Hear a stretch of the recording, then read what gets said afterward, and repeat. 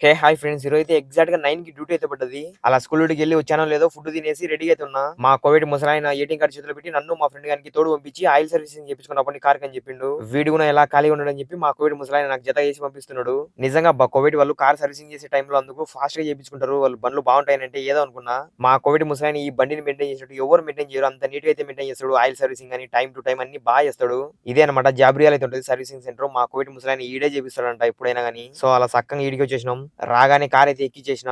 ఇక్కడికి వచ్చిన తర్వాత కూడా నేనైతే కార్ అది చేయి ఇది చేయని ఏం చెప్పలే. మా కోవిడ్ ముసలానికి ఒక కాల్ చేసి ఇచ్చిన. మొత్తం వాళ్ళే మాట్లాడుకున్నారు ఫోన్ లో. కొత్తగా కోవిడ్ వచ్చిన వాళ్ళైనా కానీ వస్తున్న వాళ్ళైనా కానీ ఏం భయపడద్దు. ఇలా ఫోన్ చేసి ఇస్తే మొత్తం వాళ్ళే చూసుకుంటారు. వాళ్ళే మాట్లాడుకుంటారు. ఏదైనా కానీ ఆయిల్ సంబంధించిన బ్రాండ్లు అన్ని వాళ్ళే మాట్లాడుకున్నారు అనమాట. మెకానిక్ మా కోవిడ్ ముసలాని ఇద్దరు కలిసి ఫైనల్ గా మొత్తం బండి అయిపోయిందని అతనే చెప్పిండు. డైరెక్ట్ వెళ్ళి బిల్ అయితే కట్టేసిన.